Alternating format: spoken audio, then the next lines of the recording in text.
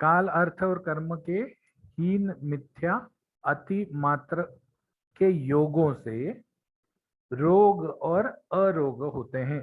रोग होते हैं जब हीन, मिथ्या और अति मात्रा में इन चीजों का होना, करना होता है। और जब सम्यक योग होता है, सम्यक योग मतलब गर्मी में गर्मी पड़े, ठंडी में ठंडी पड़े, बारिश में बारिश हो, तो वो काल का सम्यक योग माना जाता है। अर्थ मतलब जितना देखना है उतना देख लिया, जो नहीं देखना है उतना नहीं देखा, जितना सुनना है उतना सुन लिया, जो नहीं सुनना चाहिए वो नहीं सुना, जितना बोलना है, जितना खाना है उतना खा लिया, जो नहीं खाना चाहिए उसको नहीं खाया। तो ये जो है ये सम्यक योग है। सम्यक योग is something which is giving stability to the body. सम्यक योग is something which will bring in equilibrium to the body, bring in a balance to the body. जैसे एक एग्जांपल लेते हैं। अब जैसे गर्मी है, तो गर्मी में कौन सा रस खाना चाहिए? गर्मी में जितने भी चीजें हम खाते हैं, गर्मी में हम क्या करते हैं? गर्मी में हम कैरी का पन्ना बना के पीते हैं। तो भाई पन्ना, पन्ना इसलिए होता है क्योंकि पानी जाना चाहिए, और गर्मी में वात बढ़ता है तो मधुर रस जाना चाहिए। आम तत्राद्या मारुतम घ्नन्ति, अगर आपको याद हो तो 2 लेक्चर पहले हमने सीखा था। तो मधुर, आम्ल और लवण, ये तीनों चीज से वात कम होता है। तो कैरी के पन्ने में आम्ल भी होता है, शक्कर भी डालते हैं और लवण रस भी डालते हैं। और ये कैरी का पन्ना हम गर्मी में ज्यादा पीते हैं। या कोकम शरबत, कोकम शरबत मुझे पता नहीं आपको पता है या नहीं है, लेकिन महाराष्ट्र में बहुत फेमस होता है। उसमें कोकम का फल होता है जो खट्टा होता है, उसमें शक्कर डालते हैं और नमक डालते हैं, उसको पानी में भिगो के रखते हैं, फिर उसको निचोड़ लेते हैं और उसका शरबत बनाते हैं। तो ऑल दीज थिंग्स इन गर्मी, taking all these things in गर्मी इज अ सम्यक योग। सम्यक योग ऑफ काल, सम्यक योग ऑफ कर्म। गर्मी में गर्म हो रहा है तो ये सब चीजें लेना, ये सम्यक योग है। तो ऐसे सम्यक योग काल, अर्थ और कर्म के जब होंगे तो रोग नहीं होंगे। यही चीज अगर हम, इसी चीज को अगर हम ठंडी में लें, तो ठंडी में तो कफ बढ़ता है, ठंडी में कफ बढ़ता है। तो अगर हम ठंडी में ये सब चीजें लें तो कफ बढ़ जाएगा, अग्निमंद हो जाएगा, वजन बढ़ जाएगा। तो दैट इज असम्यक योग। जो चीज जब करनी है तभी उसे करना चाहिए, दैट इज सम्यक कर्म योग। जो चीज देखनी है तभी, जैसे हम रास्ते पे जा रहे हैं, अब रास्ते पे जाते वक्त व्हाट इज द सम्यक योग? हमको क्या देखना चाहिए? हमको ये देखना चाहिए कि पीछे से कोई गाड़ी तो नहीं आ रहा है ना, आगे से कोई ट्रक तो नहीं आ रहा है ना। लेकिन उसके बदले में हम मोबाइल के व्हाट्सएप को देखते रहे तो दैट इज मिथ्या योग। जो चीज नहीं देखनी चाहिए उसको देखना। तो ये सभी चीजें जो हैं ये हम अपने रेगुलर लाइफ से अच्छी तरह कोरिलेट कर सकते हैं। सिर्फ क्या है, ये बहुत ही बेसिक चीजें हैं, इसीलिए हमको ऐसा लगता है कि इसमें मतलब सीखने जैसा क्या है। मैंने आपको एक 20 रुपए का नोट दिया और एक 50 रुपए का नोट दिया, तो आपके पास 70 रुपए हो गए, उसमें समझने जैसा क्या है? But because you have understood addition at a very early age, you feel this is worthless. मतलब उसमें क्या है, बड़ा चीज कुछ नहीं। लेकिन this was taught to a 8 year old person, 8 year old child. तो इसीलिए जब आपने एडिशन सीखा तब वो ये कालार्थ कर्मणाम का सूत्र या सिद्धांत सीख रहा था। तो this is the difference between why you will be feeling that this is all basic या this is all gross, फालतू फालतू है। but we have to understand that this is something which the basic child was learning at that time, and क्या करना चाहिए क्या नहीं करना चाहिए ये पता होने के बावजूद हम वो चीज करते हैं। तो because we are doing it even though we know that it has not to be done, हमको अलग अलग प्रकार के रोग या अलग अलग प्रकार के विकृति के लक्षण दिखते हैं। That is what they want to say और they want to tell you in रोग और अरोग के कारण। तो श्लोक तो ये भी बाय हार्ट करना है। कालार्थ कर्मणाम योगो हीन मिथ्याति मात्र कहा सम्यक योगश्च विज्ञेयो रोगा अरोगैक कारणम। काल, अर्थ और कर्म का योग, हीन योग, मिथ्या योग और अति योग ये रोग का कारण है। और सम्यक योग जो है वो ये जानिए कि विज्ञेय योग मतलब जानिए, सम्यक योग जो है ये अरोग का कारण है। ठीक है, any questions on this? Okay, so we go to the next slide. रोग के लक्षण। रोग हुआ है ये कैसे समझेंगे? तो उन्होंने कहा कि रोगस्तु दोष वैषम्यम दोष साम्यम अरोगता। हमने इसके पहले जब दोष का सिद्धांत पढ़ा तब भी हमने ये पढ़ा कि दोष क्या है? दोष are the managers and the damagers of the body. तो वही चीज उन्होंने यहाँ बताई है कि जब तक आपके दोष जो हैं वो इक्विलिब्रियम में रहते हैं, एक दूसरे से मिल के रहते हैं, एक दूसरे को कंट्रोल करते हैं, तब तक दोष साम्य होता है। एवरीथिंग इज इन समान अवस्था, इक्विलिब्रियम, बैलेंस। तो दोष साम्यम अरोगता मतलब रोग नहीं होता या रोग के लक्षण नहीं दिखते, या you are not progressing into the path of a disease. दिन में 2 बार मुझे बहुत भूख लगती है, मेरे पेट में जलन जैसी होती है, मैं खाना खाता हूँ, मुझे अच्छा लगता है। लेकिन अगर मैं 10 दिन तक मेरा पित्त उस समय में सिक्रीट होता है, अलग अलग एंजाइम सिक्रीट होते हैं, 10 दिन तक अगर मैं मुझे भूख लगती है और मैं नहीं खाऊं तो व्हाट हैपन्स इज वो जो पित्त है या वो जो एंजाइम्स हैं वो धीरे धीरे धीरे धीरे मेरे इंटरनल म्यूकोजा को पचाती जाएंगी and I will get something which is known as acidity. तो आई हैव टू ईट, क्योंकि पित्त बढ़ा हुआ है, अपने उष्ण गुण से बढ़ा हुआ है, मैं खाना खाता हूं। खाना खाने के तुरंत बाद कौन सा दोष बढ़ता है? खाना खाने के तुरंत बाद कफ दोष बढ़ता है। सर कफ दोष। हाँ, ये हमने कहाँ देखा था? वो वयो अहोरात्रि भुक्ता नाम ते अंत मध्यादिगा क्रमात् में देखा था कि खाना खाने के बाद तुरंत कफ दोष बढ़ता है। कफ ठंडा होता है, कफ मृत्स्न होता है, कफ शीत होता है, कफ मतलब सांद्र होता है। तो ये सब उसके जो गुण हैं वो उस पित्त के विपरीत होते हैं और इसीलिए वो बढ़ा हुआ पित्त जो है वो शांत हो जाता है, शांत हो जाता है। फिर खाना मैंने खा लिया, खाना खाने के बाद खाना पच गया, अब एब्जॉर्प्शन चालू हो गया। एब्जॉर्प्शन किस दोष का ये है? एब्जॉर्प्शन वात दोष का कार्य है। तो वात दोष बढ़ना चालू हो जाता है।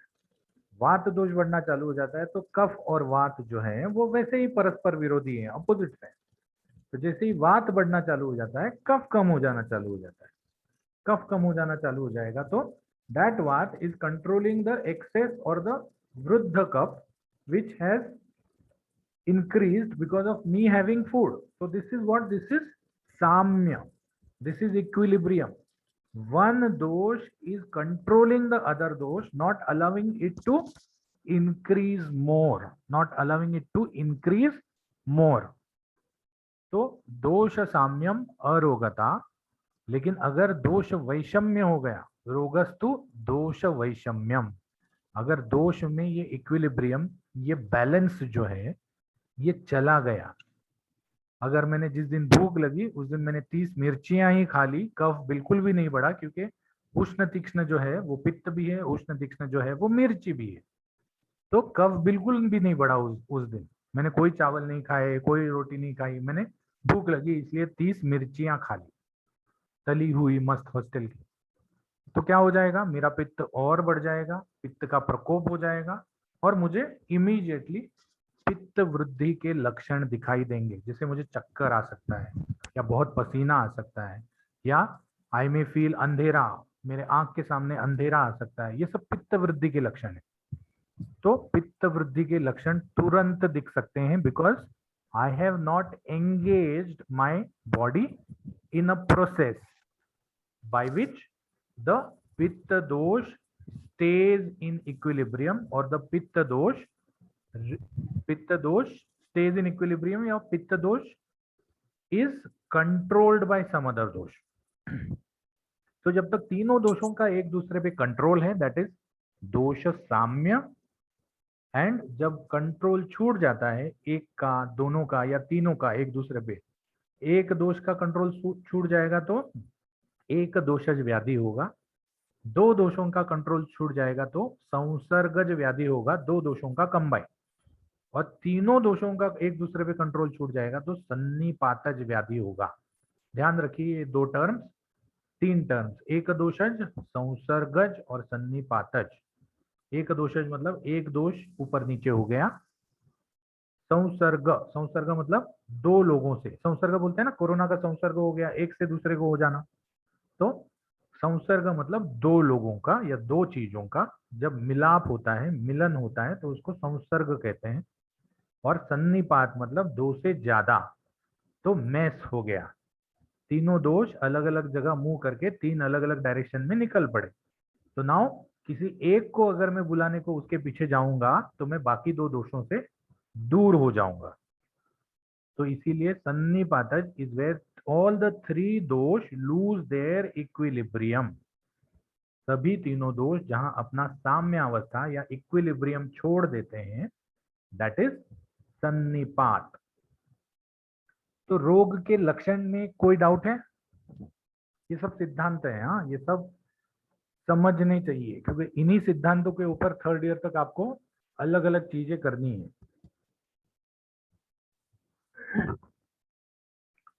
तो रोग के लक्षण, सर वैषम्य वर्ड का मतलब वैषम्य क्या होता है? मतलब साम्य, मतलब साम्य अवस्था मतलब समान अवस्था, all the three are balanced. वैषम्य मतलब इम्बैलेंस, ओके साम्य मतलब बैलेंस, वैषम्य मतलब इम्बैलेंस।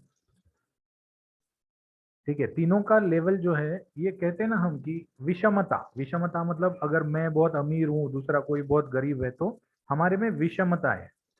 तो मैं अगर नॉर्मल हूँ दूसरा बड़ा हुआ है तो वो वैषम्य है। मतलब all the three are not in equilibrium, are not in the same expected state.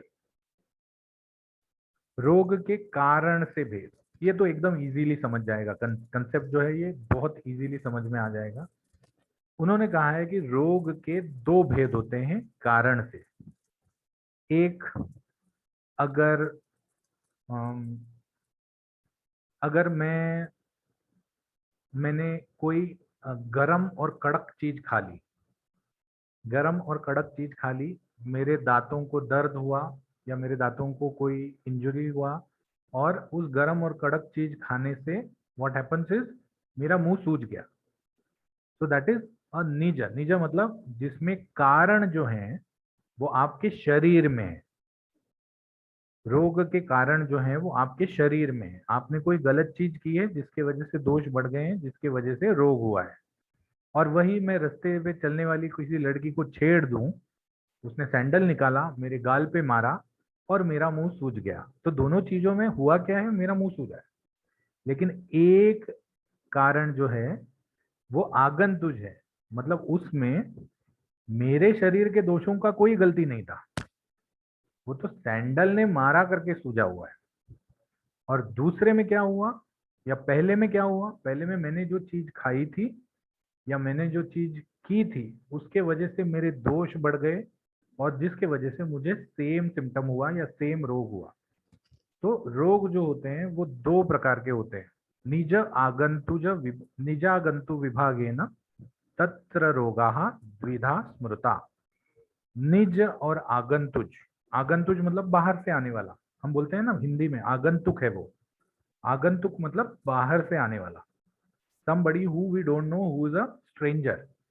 तो वो कारण जो हमारे शरीर में उत्पन्न होके दोष उत्पन्न नहीं करते, अपना रोग उत्पन्न नहीं करते, वो आगंतुज कारण है। और निज कारण जो है जो हमारे शरीर में उत्पन्न होके रोग उत्पन्न करते हैं, दैट इज निज कारण। एक और एग्जांपल लेते हैं।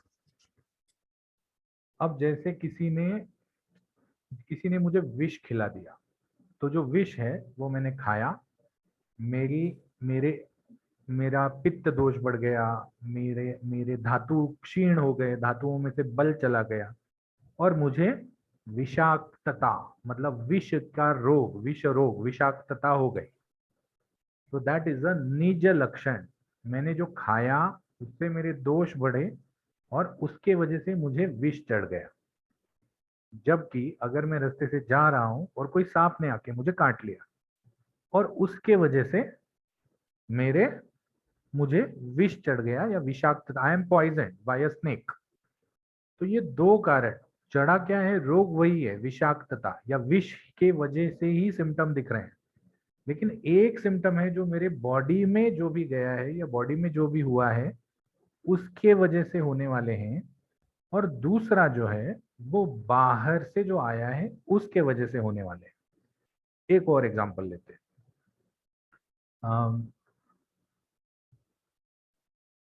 ओके, ठंडी में, ठंडी में क्या हो जाता है, स्किन सूख जाती है क्योंकि ऑयलीनेस कम हो जाता है, रफ हो जाती है, वात बढ़ जाता है और स्किन ड्राई हो जाती है। ठीक है, ड्राई होने के बाद स्किन में खुजली आती है। और वही अगर मैं किसी ऐसे झाड़ को हाथ लगाऊं जैसे कपी कच्छू है, कपी कच्छू मतलब जो खुजली वाली पाउडर आती है ना वो, तो कपी कच्छू के झाड़ के बीज के जो रोम है, रोम मतलब बाल, कपी कच्छू के झाड़ के बीज के जो रोम है अगर मैं उसको छू लूं तो भी मुझे खुजली आएगी। तो ये दो अलग अलग कारण हैं सेम लक्षण के, एक कारण मेरे शरीर में हुआ है और एक कारण बाहर से आया है। तो जो शरीर में हुआ है उसे निज कारण कहते हैं या निज हेतु कहते हैं, और जो बाहर से आया हुआ है वो आगंतुज कारण या आगंतुज हेतु। ये विभाग करने के या फर्क करने के कारण क्या है, why they have divided into two different causes of a disease और अ सिम्टम, बिकॉज निज में मेरा कंट्रोल है, आगंतुज में मेरा कंट्रोल नहीं। आगंतुज कारण में मेरा कोई कंट्रोल नहीं। मैंने उस लड़की को छेड़ दिया, उसने सैंडल के बजाय मुझे किस दे दिया, कंट्रोल है नहीं है। मैं रास्ते से जा रहा था, सांप आया ही नहीं काटने के लिए, मेरा कंट्रोल नहीं है। It depends on the factor which is controlled by some other person और सम अदर थिंग। तो निज और आगंतु ये अपने अपने कंट्रोल में होने वाले जो डिसीज के कॉजेस हैं उसके हिसाब से उन्होंने डिवाइड किया है। निज का मतलब शारीरिक दोष बढ़ने की वजह से या शारीरिक दोषों के कारण बढ़ने के कारण की वजह से जो सिम्टम्स या जो डिसीजेस होते हैं उनको निज कहा जाता है। निज, निज का मतलब मेरा, मेरा। तो निज, और आगंतुज मतलब बाहर से जो फैक्टर्स होते हैं उनको आगंतुज कहा जाता है। अब जब तक वो सैंडल नहीं मार रही थी तब तक मेरे दोस्त सब नॉर्मल थे, लेकिन जैसे ही उसने सैंडल मारा पहले सूजन आई और फिर तुरंत वात दोष बढ़ गया और मुझे दर्द चालू हो गया। जबकि निज रोगों में अगर सूजन आती है तो सूजन और दर्द ये साथ में चालू होते हैं या दर्द कभी कभी पहले चालू हो जाता है और बाद में सूजन आती है। So even the expression of the disease is different in these two types. निज में दोष पहले बढ़ते हैं और लक्षण बाद में दिखते हैं, whereas आगंतुज में लक्षण पहले दिखते हैं और दोष बाद में बढ़ते हैं।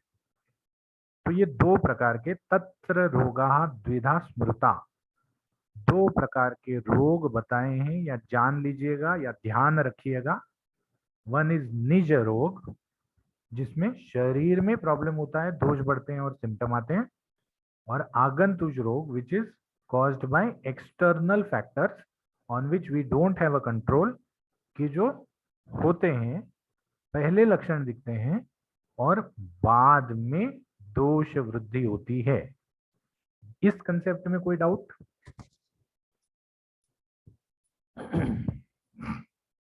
आई know we are taking a lot of time for this अध्याय, अभी भी 3 या 4 स्लाइड्स बाकी हैं, बट इसके आगे वाले अध्याय बहुत इजी हैं, that we can complete fast fast. ये जो है इसमें सिद्धांत ज्यादा है इसलिए हम धीरे धीरे कर रहे हैं, बिकॉज कोई भी सिद्धांत अगर इस एज में आपके दिमाग में घुस नहीं पाया तो then it will be very difficult to understand it once it is applicable. जहां उसको अप्लाई करना है वहां अगर उसको अंडरस्टैंड करने में टाइम लगाएंगे तो एप्लीकेशन ठीक तरह से नहीं होगा। ठीक है, तो रोग के कारण से भेद दो प्रकार, एक निज, एक आगंतुक या आगंतुज। दोनों में से कोई भी वर्ड यूज कर सकते हैं आप, आगंतुक या आगंतुज। उसके बाद उन्होंने रोग के अधिष्ठान बताए हैं। This also you will understand very nicely. तेषाम काय मनो अधिष्ठानम अपि द्विधा। दो प्रकार के रोग के अधिष्ठान, या तो रोग आपके शरीर में हो सकता है which is also known as a somatic disorder, और रोग आपके मन में हो सकता है which is known as a mental disorder. So rog can cause lakshan in one of the two places or both places also. But there are only two places where the rog can show its lakshan. One is your body, that is काय। काय चिकित्सा में हमने देखा था कि काय का मतलब बॉडी, और बॉडी की चिकित्सा काय चिकित्सा। तो काय जनरलाइज्ड बॉडी इज काय। काय मतलब आपकी बॉडी और मन मतलब आपका mind. So a rogue can show symptom only in two parts of your existence of whatever you are. One is in your mind and one is in your body. So you either have a psychic disorder or a somatic disorder. But in current practice, what happens is most of the patients which are coming have psychosomatic disorder. That means कि मन में जो भी लक्षण दिखते हैं उससे थोड़ा बहुत शरीर पर भी असर होता है, और शरीर में जो भी लक्षण दिखते हैं उसमें थोड़ा बहुत मन पे भी असर होता है, बिकॉज इट इज एनक्लोज्ड, मन is enclosed in the same framework as the शरीर।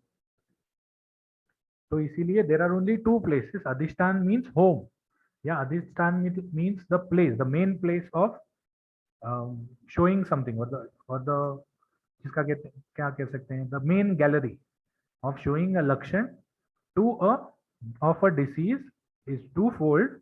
वन इज द शरीर, वन इज द माइंड। तो या तो आपको शारीरिक रोग होगा या तो आपको मानसिक रोग होगा। एक एग्जांपल ले लेते हैं, हम यूजुअल कोर्स में बोलते हैं कि उसने भूत देखा और उसकी चड्डी पीली हो गई। मतलब क्या? मतलब डर कहाँ हुआ? डर उसके शरीर में हुआ? नहीं, डर उसके मन में हुआ।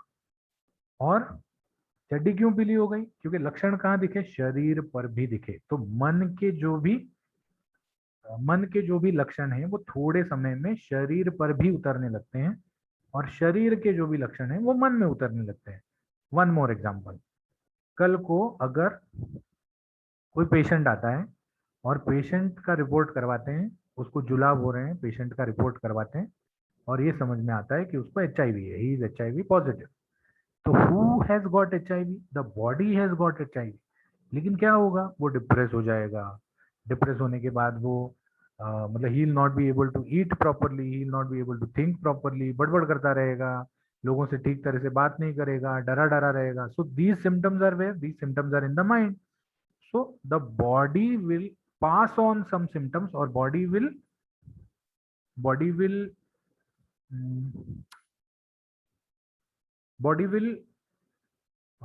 कभी कभी ऐसा हो जाता है कि कोई एक वर्ड में भूल जाता हूँ। The body will invite the mind, or the body will put on or pass on the symptom to the mind, which can be expressed in a different way on the mind, and sometimes the mind will pass on the symptom to the body. So therefore most of the diseases which we see today are psychosomatic. Now how much psych and how much soma is a different question. मैंने attendance की link डाल दी है, आप लोग सब लोग attendance दे दीजिए। ये स्लाइड के बाद हम मीटिंग एंड करके नई मीटिंग चालू करेंगे। तो how much of the part is in the body and how much is in the mind is debatable, or is to be assessed, or is debatable। एक और चीज है इसमें कि if the main origin of the disease is in the mind and if you are treating the body, the disease will not subside. दोष अगर मन में बढ़े हुए हैं या मन से निकलने वाला व्याधि है और आप उसकी शारीरिक लक्षणों की चिकित्सा कर रहे हो, तो वो लक्षण मतलब जो दोष जो है, वो रोग जो है वो खत्म नहीं होगा। और वही अगर रोग जो है वो शरीर से निकला है और आप उसकी मन की ट्रीटमेंट कर रहे हो, तभी भी वो खत्म नहीं होगा। I will tell you an example. एक एग्जाम्पल, दो एग्जाम्पल बताता हूँ बढ़िया बढ़िया। एक सुना हुआ है, एक देखा हुआ है। एक औरत थी, उसका हस्बैंड था, वो एक बैंक में सिक्योरिटी गार्ड था। ये तो बाद में पता चला, लेकिन वो औरत थी, वो 6 महीना for 6 months she was roaming from doctor to doctor, अलग अलग डॉक्टर के पास जा रही थी और एक ही सिम्टम था, that she was getting loose motion. उसको लूज मोशन होते थे, ठीक है। तो वो मेरे फ्रेंड के पास आई, मेरे फ्रेंड ने उसको चेक किया, लूज मोशन होता है, दवा दे दिया। फिर 2 हफ्ते बाद आई कि सर कुछ भी फर्क नहीं है, लूज मोशन तो होते ही हैं। फिर वापस दवा दे दिया बदल के, फिर गई, फिर 2 हफ्ते बाद आई, ठीक है। तो ऐसे 1-2 हफ्ता चलता रहा। अब मेरे मेरे फ्रेंड ने नया नया दवाखाना डाला था, पेशेंट तो थे नहीं, तो एक बार उसने सोचा कि पूरी हिस्ट्री ले लूंगा। तो पूरी हिस्ट्री लेने बैठ गया और फिर उसने उस फीमेल को पूछा कि अच्छा आपको खाने के पहले होते हैं जुलाब, खाने के बाद होते हैं, सुबह होते हैं, शाम को होते हैं, रात को होते हैं, कब होते हैं जुलाब? तो उसने बोला कि मुझे शाम को 5 बजे के बाद जुलाब चालू हो जाता है, दिन में मुझे कुछ नहीं होता। ठीक है, फर्स्ट सिम्टम कि शाम को 5 बजे के बाद जुलाब चालू हो जाते हैं। फिर वो धीरे धीरे धीरे कब से चालू हुए? 6 महीने से चालू हुए।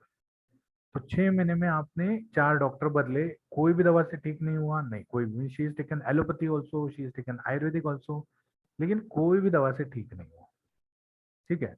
फिर ऐसे ही बात करते करते घर पे कौन कौन है, क्या है, कौन काम कर रहा है, कौन ये है, तो बोला मेरे 2 बच्चे हैं, स्कूल जाते हैं, और मेरे हस्बैंड है जो बैंक में सिक्योरिटी गार्ड है।